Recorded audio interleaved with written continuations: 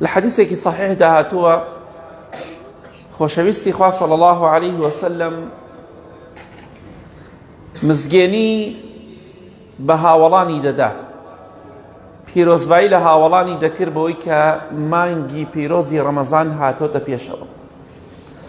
ئێمەش وەکو زیندووکردنەوەی ئەو سونەتە مزگێنیتان پێ ئەدەین، پیرۆزباییتان لێ دەکەین بەوەی کە مانگی پیرۆزی ڕەمەزان هاتە پێشەوە.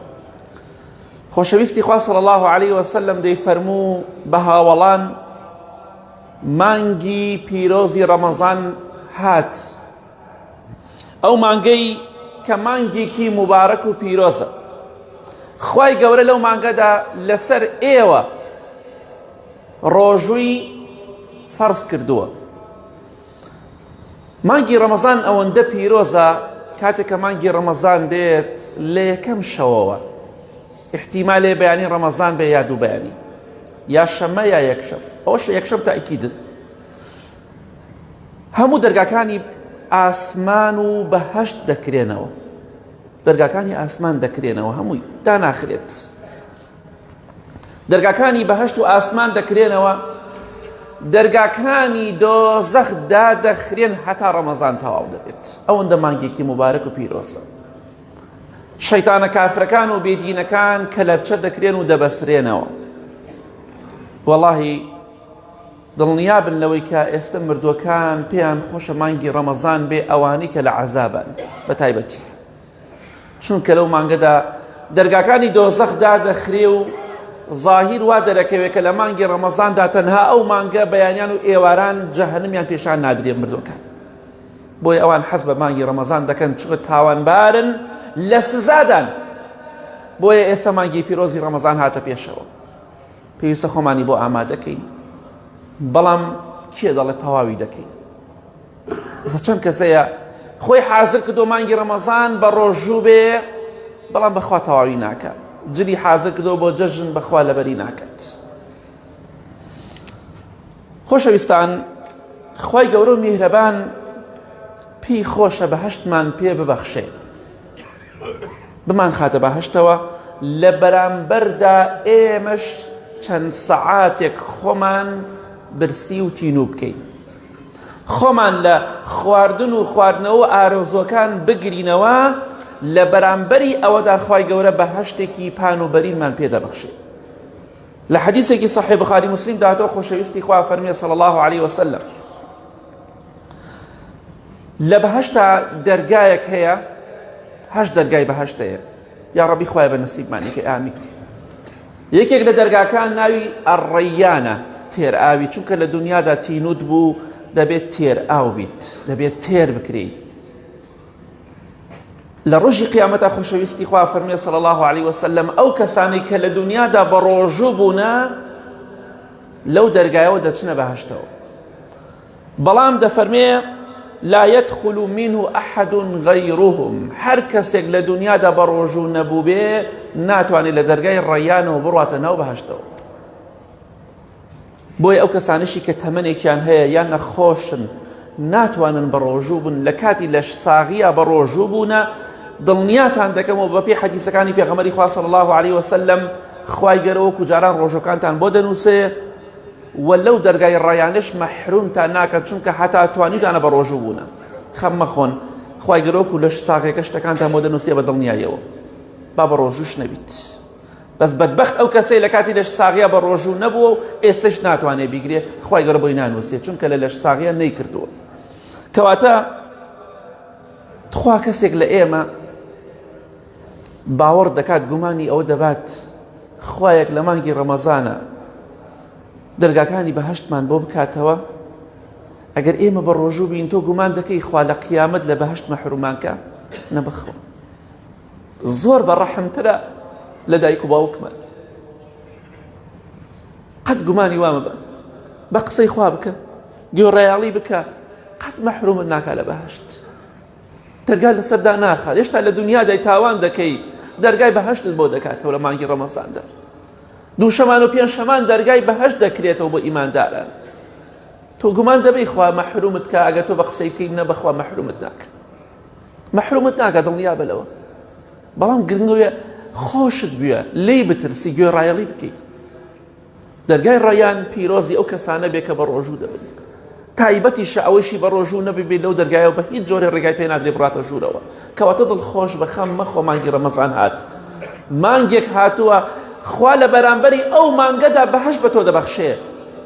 کەواتە بەو پەڕی دڵخۆشیەوە بە ڕۆژوو بە. بە تەمای پاداشتی خوا بە.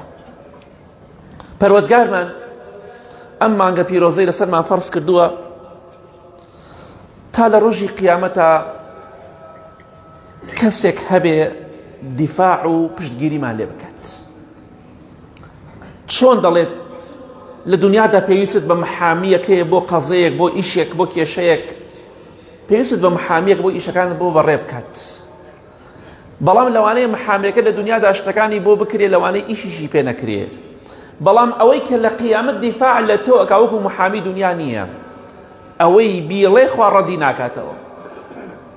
لە حەدیثی صحیحدا هاتووە لە صحیح تەرغیب پێغەمبەری خوا صلی الله عليه وسلم دەفەرمێ لە ڕۆژی قیامەتە قورئانی پیرۆز لەگەڵ ڕۆژوو شەفاعەت دەکەن. تکاو شەفاعەتمان بۆ دەکەن. پێغەمبەری خوا فەرمێ صلی الله عليه وسلم ڕۆژوو دەڵێت دێتە زمان قورئانیش قسە دەکات. لاشەمان هەمووی قسە دەکات. ڕۆژوو دەڵێ ئەی پەروەردگار من لە دنیادا منعی ئەم بەندەیەم کرد لە خواردن و خواردنەوە شەهەوات. فەشەفیعنی فی خوای بم کە بە تکاکار شەفاعەت بۆ ئەم ئینسانە بکەم کە لە دنیادا بە ڕۆژوو بووە. چەندێ خۆشە لە ڕۆژێکە ئەو قورئانە دیفاع لێکە ئەو ڕۆژوە دیفاعت لێ ئەکا لەو پەڕی ترسای هیچ فڕۆفێڵێک نایخوات. بەڵام لەو ڕۆژەدا ئەو قورئانە پیرۆزە ئەو ڕۆژوە دیفاع لە تۆ دەکا. ڕۆژوو دیفاع لێ دەکات دەفەرمێ ئەی پەروەردگار من دەمەوێت شەفاعەتی بۆ بکەم. پێغەمبەری خوا فەرمێ صلی الله عليه وسلم بێگومان فەیوشەفعانی هەردووکیان قورئانی پیرۆز و ڕۆژوویش شەفاعەت دەکەن و شەفاعەت و ڕجا و تکایان قبوڵە و ڕەتکردنەوەی نییە. کەواتە ڕۆژێک دێت ئەو ڕۆژێک کە لە دنیادا ئەو برسێتی کە لە دنیادا چەشتت ئەو تینێتی کە ناڕەحەتی کە تووشت بوو ڕۆژێک دەبینی دیفاع لێ دەکات لە ناخۆشی ڕۆژی قیامەت ڕزگارت دەکات. ئەو تکا و ڕجاش کە ڕۆژوو دەیکات قبوڵە و ڕەتکردنەوەی نییە. بۆیە دڵخۆش بە ڕۆژێک دێت ئینشاڵڵا بەرووبوومی ئەم برسێتی تینوێتە دەبینیت بەو پەڕی دڵخۆشیەوە. کەواتە بێهیوامە بەو دڵخۆش بە هیچ نییە. لاشەمان دەڕزێ پێش ئەوەی بڕزێ با ڕۆژوو ماندووی کات با عیبادەتی خوا ماندووی کات. چونکە ڕۆژێک دێک کرم و مار و مێرو دەیخوات. خەم مەخۆ بە ئیزنی خوا لە ڕۆژی قیامەتا ڕۆژوو شەفاعەتت بۆ دەکەم. وەڵاهی هیچ کەسێک نییە لە پەروەردگارمان بەڕەحەمتر بێ بەرامبەر بە ئێمە. هیچ کەسێک نییە. نە دایکمان نە باوکمان نە هیچ کەسێکی تر. بۆیە خوای گەورە ڕۆژووی لەسەرمان فەرز کردووە هەتا بەهۆی ڕۆژۆ لێمان خۆش بێ لە گوناهەکانمان خۆش بێ. تاوانمان پێوە نەمێنێ پێش ئەوەی بمرین. لە حەدیثێکی صحیحی بخاری مسلم داهاتوە پێغەمبەری خوا دەفەرمێ صلی الله عليه وسلم من صام رمضان إيمانا واحتسابا غفر له ما تقدم من ذنبه. هەر کەسێک مانگی پیرۆزی ڕەمەزان بگرێ خوای گەورە لە هەموو تاوانەکانی پێشووی خۆش دەبێ. لە ڕەمەزانەکەی ترەوە لە جەژنەوە تا ئێستا چیت کردو ئەوەی کە حەقی خوا بێ خوا لە هەموو تاوانەکانت خۆش دەبێ بەهۆی ڕۆژووی مانگی ڕەمەزانەوە. کەواتە خوا پێی خۆشە لێت خۆش بێ بەڵام تۆش لە دەست خۆتی مەدە. بە ڕۆژوو بە و جەژن بکەرەوە ئینشاڵڵا بەبێ تاوان و گوناه. ئیمامی ئیبن الجەوزی ڕەحمەتی خوای لێ بێ دەفەرمێ وەڵڵاهی سوێن بە پەروەردگار ئەگەر ئێستا بە مردوەکان بوترێ لە گۆڕستان بە مردوەکان بوترێ ئاواتتان چییە؟ چه ئاواتێکتانەیە؟ وەڵڵاهی ئاواتە خوازە بن یەک ڕۆژێک لە مانگی ڕەمەزان بە ڕۆژوو بوون و بگەڕێنە بۆ ئەم دنیایە. وەڵڵاهی ئاواتیانەوە دەبێ. وەڵڵاهی کەسێکت مردووە پێی بڵێ باوەگیان دایەگیان براکەم خوشکەکەم کچەکەم کوڕەکەم ئاواتت چییە؟ بگەڕێتەوە بۆ ئەم دنیایە دەڵێ ئاواتم ئەوەیە بێمە و یەک ڕۆژ بە ڕۆژوم ئەمجا بمرمە دووبارە بمرمەوە.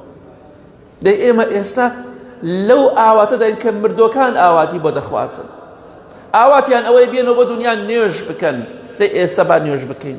ئاواتیان ئەوەیە بگەڕێنەوە بۆ دنیا ڕۆژوو بگرن، دەی با ئێستا بە ڕۆژوو بین. ئاواتیان ئەوەیە خێر و سەدەقە بکەن، زیکری خوا بکەن، خوا بناسن، دەی ئێستا تۆ لە ئاواتەکەی ئەوان دای. ڕۆژێک دێت تۆش وەکو ئەوان ئاواتە خوازی و کەسانێکی تر زیندون تۆ مردووی. کەواتە مانگی بەرەکەتە، یەخوا بە خێر بێ سەر چاومان بەو پەڕی خۆشحاڵیەوە. مانگی پیرۆزی ڕەمەزان مانگی خوا بە پیرۆز و مبارەکی بزانێت لای ئێمە زۆر زۆر مبارەک و پیرۆزە. بەو پەڕی دڵخۆشیەوە لاشەی خۆمان دەکەینە خزمەتکاری فەرمانی خوای پەروەردگار. یا ڕەبی خوا لە گوناهەکانمان خۆشبی، لە گوناهی دایک و باوک و مردوەکانمان خۆشبی، ئەم مانگە بکەیتە مای خەیر و خۆشی بۆ هەموو لایەکمان. ئامین ئامین ئامین.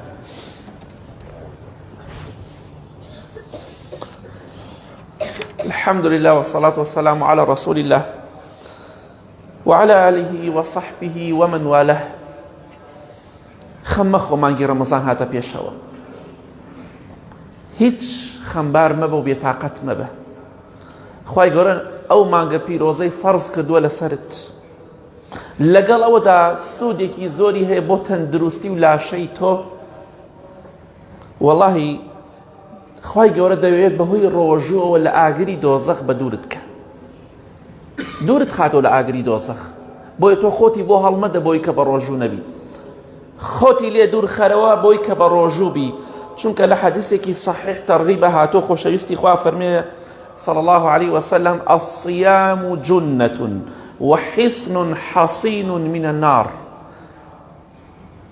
ڕۆژوو قەڵغانە، چۆن کاتێککە لە شەڕەکانە کاتی خۆی قەڵغانێکیان دائەنا بە دەستیانەوە دەیانگرت بۆ ئەوەی لە شمشێر و ڕم و تیر پارێزراو بن. ئەگە پێت خۆشە قەڵغانێکت پێ بێ و قەڵایەکی بەهێزە، پێغەمبەری خوا فەرمێ صلى الله عليه وسلم بۆ لە ئاگری دۆزەخ. هل لە حەدیث صحیح تەرغیباتۆ ئەفەرمێ: الصيام جنة من عذاب الله. ڕۆژوو قەڵغانێکە لە عەذابی خوا دەتپارێزێ. بەس بیهێنە بەرچاوی خۆت. خۆشەویستی خوا صلى الله عليه وسلم لە حەدیثێکی صحیح تەرغیبە ئەفەرمێ: هەر کەسێک یەک ڕۆژ بە ڕۆژوو بێت، غەیری فەرز، کەسێک یەک ڕۆژ بە ڕۆژوو بێ لە پێناو خوادا. پێغەمبەری خوا فەرمێ صلى الله عليه وسلم: بعدت منه النار مسيرة 100 عام. خوای گەورە 100 ساڵ ئەو ئینسانە لە ئاگری دۆزەخ دوور دەخاتەوە. تەنها یەک ڕۆژ بە ڕۆژوو بە لە پێناو خوادا ئەگە سونەتیش بێ، ئەگە فەرز بێ خێرەکەی گەورەترە خۆ.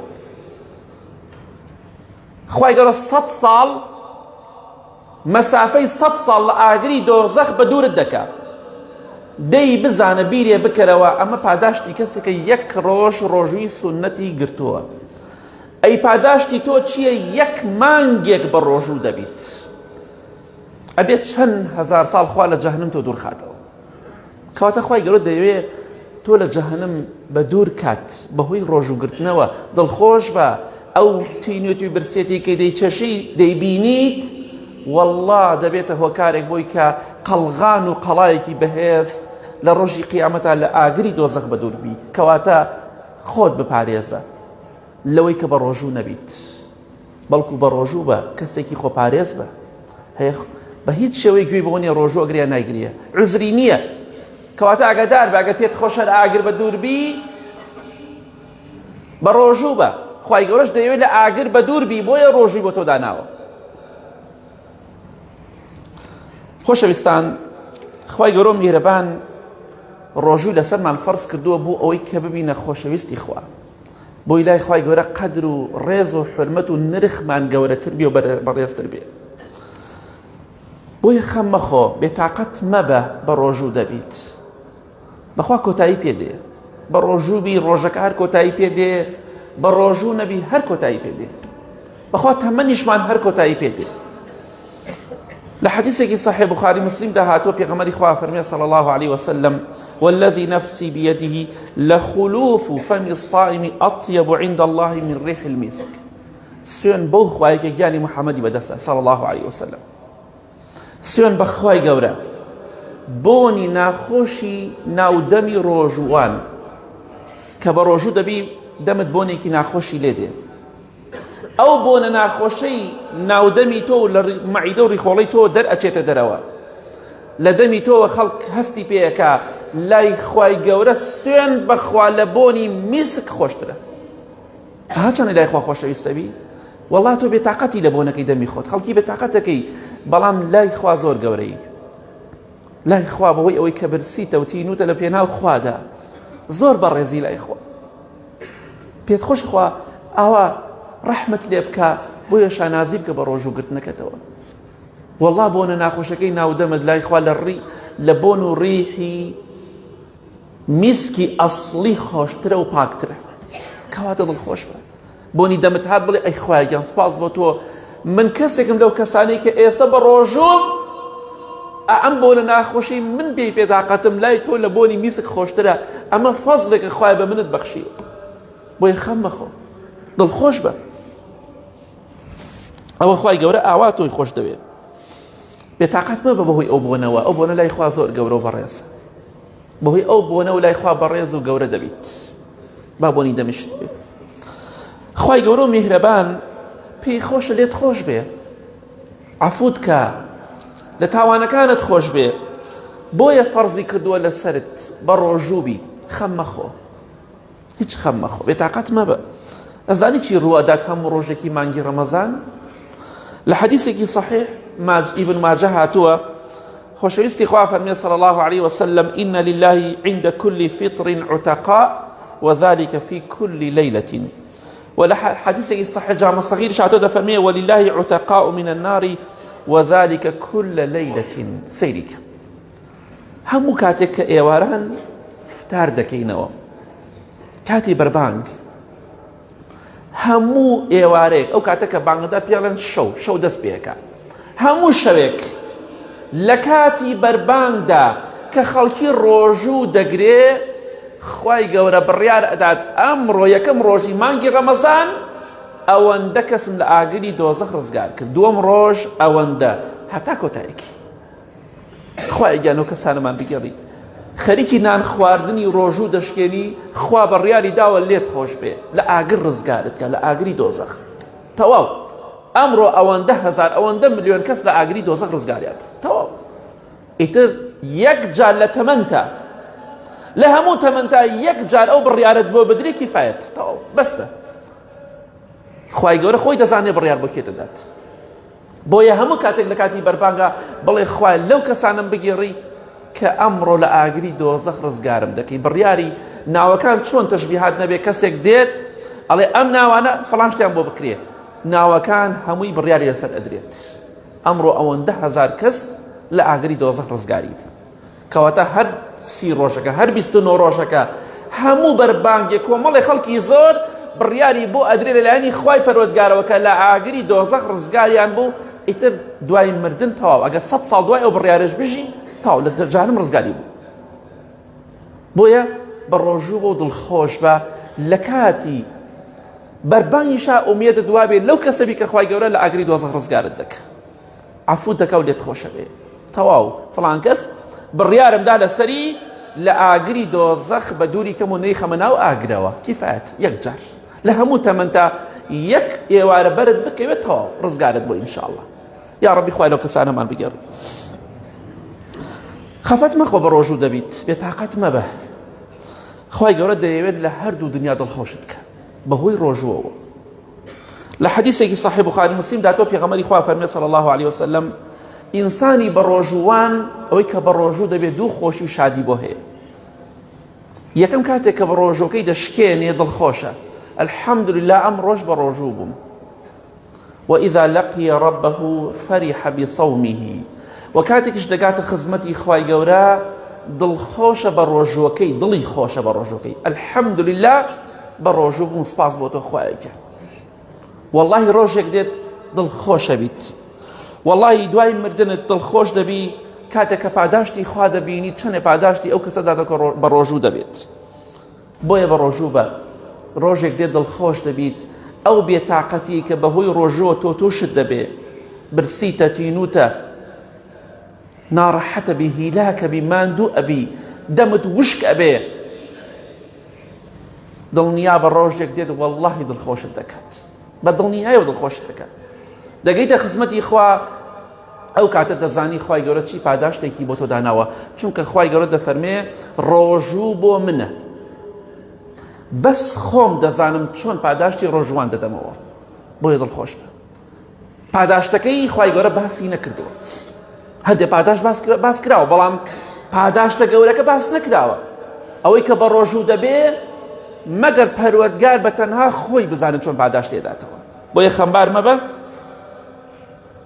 گومانت چۆنە بە پاداشتێک بە عیبادەتێک کە خوای گەورە دەفەرمێ لە هەموو عیبادەتەکانە دەفەرمێت تەنها ڕۆژوو بۆ من و خۆم دەزانم چۆن پاداشتی ئەدەمەوە ئەبێ پەروەردگارێک بە ڕەحم میهرەبان دەوڵەمەند سەخی ئەبێت چۆن پاداشتێکی تۆ بداتەوە لە کاتێکا تۆ بە ڕۆژوو بوویتە بۆیە بە ڕۆژوو بە ئینشاءالله دڵخۆش بە چونکە دڵخۆشیەکی نەبراوە لە قیامەت چاوەڕێی تۆیە ئینشاءالله لە کۆتاییدا دەڵێم ئەو مانگی ڕەمەزان بەڕێوەیە با بە ڕۆژوو بین یەک خاڵەکەی پێویستە باسی کەم ئەو خوشکە بەڕێزانەی کە حامیلەن ڕۆژوویان پێ ناگیرێ چەندەها جار باسمان کرۆ بە درێژی چەندەها بەڵگەی لەسەرە ڕۆژوویان لەسەر نییە ئەگەر خێزانت بەهۆی ڕۆژووەوە زەرەری بەخۆی مناڵەکەی گەیان یا بە تایبەتی بە منداڵەکەی ڕۆژووی لەسەر نییە هەر کەسێکیش داوای بەڵگەکە دەیەها بەڵگەی بۆ دەهێنم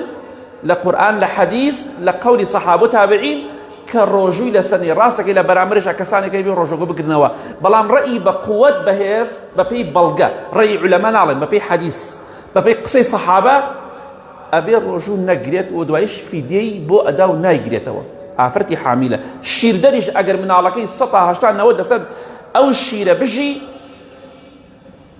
ڕۆژووی لەسەر نییە و فیدیە ئەدا و نایگرێتەوە ئەو خاڵانە ئاگادارم چەندەها جار باسمان کردووە خوا موفقتان کە اللهم اغفر للمؤمنين والمؤمنات والمسلمين والمسلمات الأحياء منهم والأموات من أهل السنة والجمعة والجماعات يا ربي خوا شفای نەخۆشەکانمان بدەی بە تایبەتی ئەوانەی لە ماڵەوە لە نەخۆشخانەکان داوای دوعای خێریان کردووە خوایەگیان شفای هەمویان بدەی خوایەگیان لەشیان ساقی تەندروستیان باشکە یا رب العالمین خوایەگیان بارانی بە ڕەحمەتمان بۆ بارێنی یا رب العالمین خێر و خۆشی بڕژێنی بەسەرماندا خوایەگیان ئەم مانگە پیرۆزە بکەیتە مانگی کەفارەتی گوناه و تاوانەکانمان مانگی خۆشی و شادیمان خوایەگیان لە کێشە و دەرد و بەڵا لە زوڵمی زاڵمەکان بە دوورمان کەی خوایەگیان هێمنی و ئارامی وڵاتمان بپارێزی خوایەگیان ئاخرمان بەخێر بگێڕی تەمەنمان درێژکەی مانگی ڕەمەزان بە ڕۆژوو بین لێشمان قبوڵکەی آمین آمین آمین وصلى الله على محمد وآله وصحبه أجمعين